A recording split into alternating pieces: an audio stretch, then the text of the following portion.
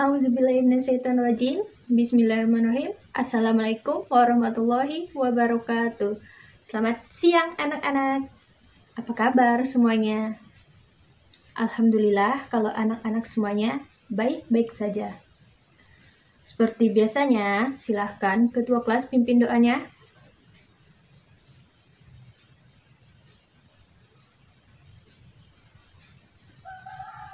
Alhamdulillah, Ibu absen terlebih dahulu ya.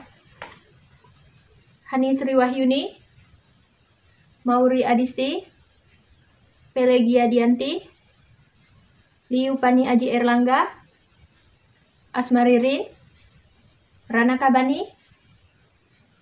Oke, apakah ada yang belum Ibu sebutkan namanya?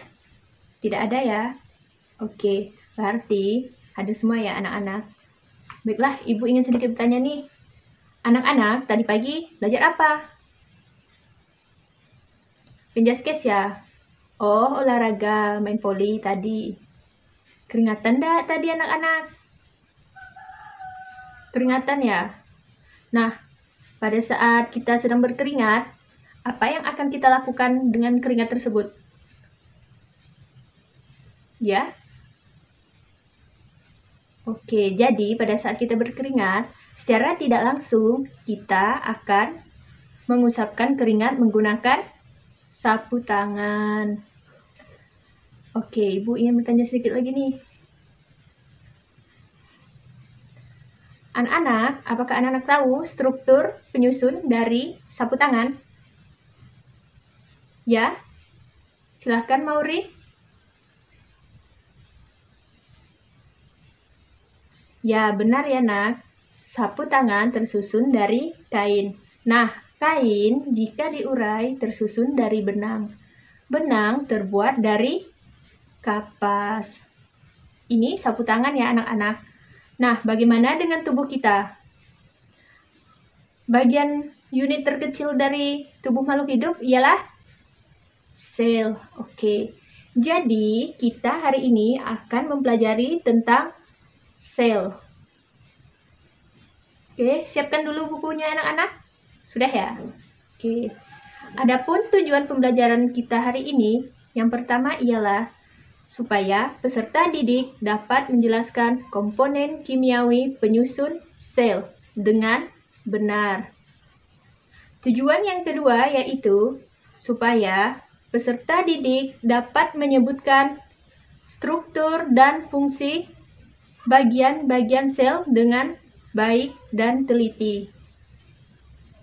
Kemudian, tujuan yang ketiga yaitu supaya peserta didik dapat menjelaskan kegiatan sel sebagai unit struktural dan fungsional. Baiklah anak-anak, kita mulai ya pembelajaran hari ini. Silahkan saksikan cuplikan video berikut ini.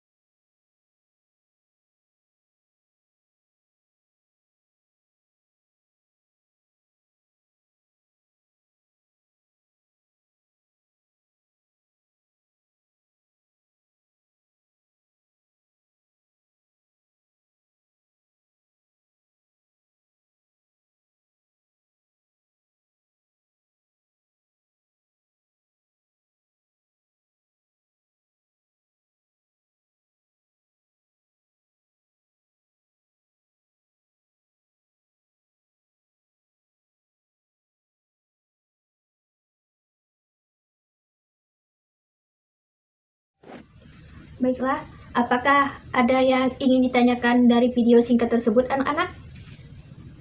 Belum ada ya? Baiklah, Ibu akan menjelaskan sedikit mengenai video dan materi sel pada hari ini. Sel merupakan unit terkecil penyusun tubuh makhluk hidup. Sel dikatakan sebagai unit struktural dan unit fungsional. Apa sih unit struktural dan unit fungsional tersebut? Sebagai unit struktural, berarti setiap makhluk hidup tersusun dari sel atau sel-sel. Sedangkan sebagai unit fungsional berarti semua fungsi-fungsi kehidupan berlangsung di dalam sel. Komponen kimiawi penyusun sel dibagi menjadi dua, yaitu senyawa anorganik dan senyawa organik. Senyawa anorganik terdiri dari air dan mineral. Sedangkan senyawa organik terdiri dari karbohidrat, lipid, protein, serta asam nukleat. Komponen anorganik yang pertama yaitu tadi air. Sel mengandung 85-95% air. Air merupakan pelarut dan media difusi yang paling baik untuk proses metabolisme dalam sel. Yang kedua yaitu mineral. Mineral berperan dalam aktivitas metabolisme sel sebagai pengatur kerja enzim serta untuk memelihara tekanan osmosis sel. Yang kedua yaitu senyawa organik. Yang pertama terdiri dari karbohidrat. Karbohidrat berfungsi sebagai sumber energi bagi sel, komponen pembentuk membran dan dinding sel. Yang kedua yaitu lipid. Lipid berfungsi sebagai komponen utama penyusun membran plasma, hormon, dan vitamin. Senyawa organik yang ketiga yaitu protein. Protein disusun oleh asam amino dan berperan sebagai salah satu penyusun membran sel. Senyawa organik yang keempat yaitu asam nukleat. Asam nukleat berfungsi sebagai faktor genetika, koenzim, pembawa energi, dan pengatur biosintesis protein. Asam nukleat yang paling umum ialah DNA dan RNA. Senyawa kimia penyusun sel disebut dengan protoplasma, yang merupakan substansi yang paling kompleks. Meskipun sebagian besar protoplasma terdiri dari air, tetapi bahan yang memberi ciri pada strukturnya ialah protein. Sel berdasarkan membran inti dibagi menjadi dua, yaitu sel prokariotik dan sel eukariotik. Apa sih sel prokariotik dan eukariotik itu? Jadi, sel prokariotik adalah sel yang belum memiliki membran inti, sedangkan sel eukariotik ialah sel yang sudah memiliki membran inti. Contoh sel prokariotik yaitu terdapat pada bakteri dan monera, sedangkan pada sel eukariotik terdapat pada tumbuhan, hewan, cendawa, serta protista. Kemudian, perbedaan sel prokariotik dan eukariotik. Yang pertama yaitu terdapat pada membran intinya. Pada eukariot memiliki membran inti, sedangkan pada prokariot tidak memiliki membran inti. Yang kedua yaitu DNA. Pada eukariot terdapat tempat pembentuk, sedangkan pada prokariot tidak ada. Yang ketiga yaitu kromosom. Pada kromosom eukariot terdapat histon, sedangkan pada prokariot tidak ada. Selanjutnya yaitu terdapat pada ukurannya. Prokariot lebih kecil dari eukariot. Selanjutnya yaitu perbedaannya terdapat di ribosom. Ukuran ribosom prokariot lebih kecil dari eukariot. Selanjutnya, perbedaannya terdapat pada sel memiliki organel penyusun sel, sehingga sifat, struktur, dan fungsinya berbeda. Dari struktur sel diantaranya membran sel, nukleus, dan sitoplasma. Di dalam sitoplasma terdapat berbagai organel-organel yang menyusun sel, diantaranya yaitu mitokondria, lisosom, retikulum endoplasma, ribosom, badan Golgi, plastida, kloroplas, dinding sel, vakuola, dan sitoskeleton.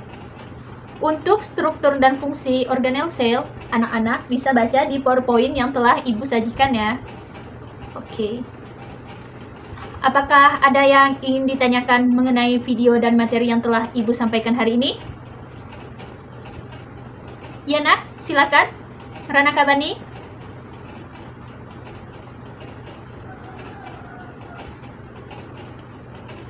Oke. Ibu akan menjawab pertanyaan dari Rana Kabani. Pertanyaannya yaitu, apakah setiap organel sel memiliki struktur yang berbeda? Jawabannya, iya nak, benar. Setiap organel sel memiliki struktur dan fungsi yang berbeda. Untuk mendalaminya lagi, silakan anak-anak mengerjakan LKPD yang telah Ibu siapkan. Silakan ambil LKPD-nya anak-anak. Oke, sebelumnya Ibu akan membagi anak-anak menjadi beberapa kelompok terlebih dahulu. Silakan mulai dari Asmaririn, hitung 1 sampai 3 ya.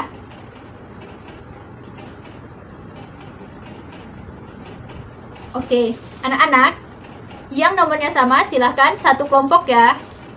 Silakan kerjakan LKPD-nya. Cari berbagai informasi baik dari buku maupun sumber lainnya. Kerjakan dalam waktu 20 menit ya anak-anak. Setelah itu, kita akan presentasi mengenai hasil diskusi anak-anak. Oke. Jika ada kesulitan, tanyakan saja pada Ibu ya.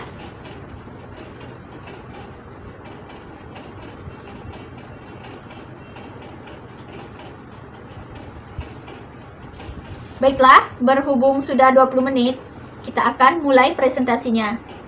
Dimulai dari kelompok 1. Silakan untuk kelompok 1 mempresentasikan hasil diskusinya.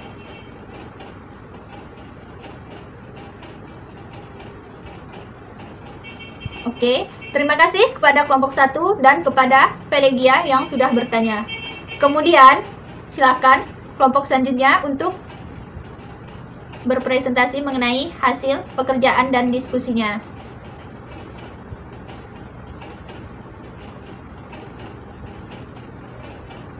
Baiklah, sudah semua ya. Untuk presentasi hasil diskusi dan pekerjaan anak-anak, Ibu rasa sudah cukup bagus. Baiklah, kesimpulan pembelajaran kita hari ini, seperti yang Ibu jelaskan tadi, bahwasanya sel adalah struktur terkecil dari makhluk hidup.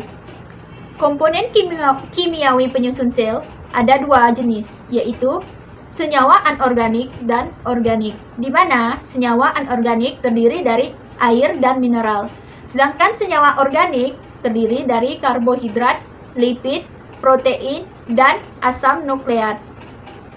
Sel berdasarkan membran inti dibagi menjadi dua, yaitu sel prokariot dan eukariot, di mana sel prokariot terdapat pada bakteri dan monera, sedangkan pada sel eukariot terdapat pada tumbuhan, hewan, cendawa, serta protista. Struktur sel diantaranya membran sel, nukleus, dan sitoplasma. Di dalam sitoplasma terbagi menjadi berbagai macam organel-organel. Apakah ada yang ingin ditanyakan anak-anak? Tidak ada ya? Jika tidak ada, Ibu anggap anak-anak sudah mengerti materi hari ini. Baiklah, anak-anak, silakan nanti kerjakan tugas pada halaman sekian ya. Dikumpulkan minggu depan. Untuk minggu depan, kita akan mempelajari tentang materi klasifikasi makhluk hidup. Berhubung sebentar lagi jam istirahat, maka Ibu akan mengakhiri pembelajaran kita hari ini. Mari kita bersama-sama mengucapkan alhamdulillahirabbil alamin.